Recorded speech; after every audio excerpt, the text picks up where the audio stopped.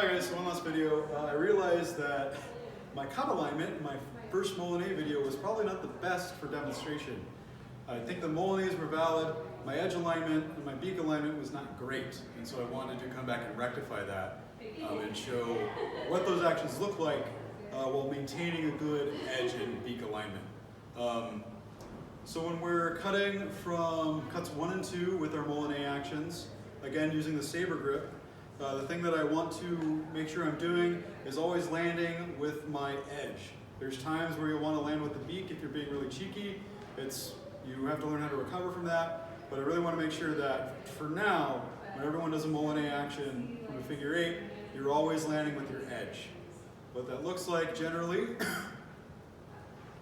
I think you can do this one of two ways, depending on how you want to play with your sabre. I find that when I'm really focusing on my edge alignment, i.e. not being sloppy, which I am sometimes quite sloppy in my fencing, I'm allowing my hand to travel first and my sabre to follow. So you can think that it's almost like that machete chop action, but larger, if that makes any sense. I'm letting my hand follow, or letting my hand lead, and my sabre follow. As that's sped up, sometimes we can lose a little bit of finesse, so I always like to check myself and make sure that my cuts down are always really heavily led by the hand. Another thing that I try and avoid doing, that I was doing in the original video, was making these cuts very steep, almost fendente angles. That's not great because what ends up happening is I have to recover from this position. I generally over-recover and come back into a fendente position. When you speed that up, it's hard on your wrist, and you also generally lose your edge alignment because you're having to draw your hand up into the next action to avoid like going into the ground or going too far past where you can't recover.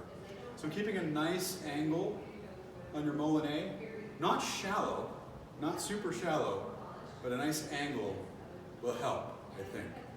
Other things that you can do occasionally, especially if you're not actively cutting, sometimes you can let the edge alignment be a little wishy-washy depending on what you're doing. I leave that up to your own personal decisions and realize that you are adults who live with your own natural consequences to your actions.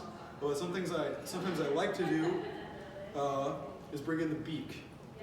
And what that looks like is essentially turning at the last moment in my Molinet to allow the beak to lead.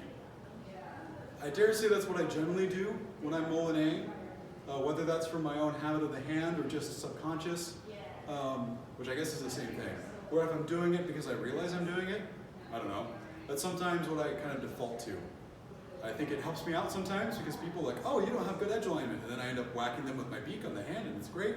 Other times I've entered into engagements where I lose my edge alignment, my blade goes somewhere over there because they've hit my flat, and I'm done. So that's what this action looks like. Same if you're doing undercuts. You want to make sure your hand leads and your sabre follows.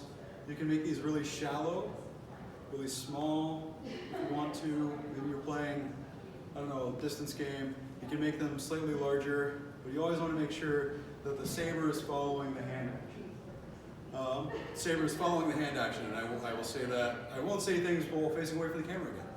Other things that are important with the lasso, you need to differentiate whether you're rising up with the beak, which is great because you can snipe people's hands by doing that. You can go the reverse way, which would generally be with the edge. I think it's important to differentiate because sometimes people want to do this and they're not aware that they're kind of dilly-dallying between leading with the edge and leading with the beak. And sometimes they get caught like this, which if you get hit with a countercut or get into cross-cutting, this quickly flies down or out of your hand and you're not as defensive. With the lasso, I find that's one that I don't use very often because it can be kind of hard to utilize with good alignment. Like even now I'm kind of struggling to show good alignment. But I generally use the lasso while leading with the beak. And the way that looks, I guess in slow motion, is when I let my beak lead instead of my hand because I want to maintain, and I cut this wide, I want to make sure that by the time I roll over to where my opponent is, my beak is leading. If I roll over too late, I can get caught here, like this weird weird flat land, and it can get smacked aside, and then I have a bad day. Same if I'm doing with the edge. Only with the edge, instead of letting my beak lead, I'm letting my hand lead. The reason we're doing that is because we want the turnover to continue into the lasso to be, in this case, the last possible moment. You want a nice cut. If you're leading with the beak, I generally want the turnover to be at the soonest possible moment so that my beak can come around.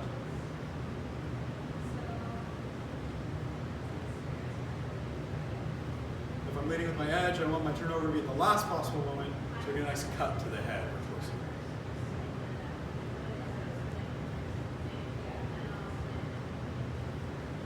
Another thing that's really important to know as far as edge alignment, beak alignment, it's really important to always make sure that your shoulders, at the very least, are engaged in these bow and A actions, at least a little bit.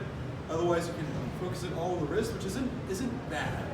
Just know that if you're wearing a heavy gauntlet, this becomes a lot harder to do with this much dexterity. And so by naturally wanting to work in a little bit of rotation of the shoulders, you'll help alleviate that kind of time where you put on a heavy gauntlet and be like, oh crap, I can't do this action anymore. Cool. So thanks for letting me correct that. I'll either put that in the same video as previous or as another video. Thanks.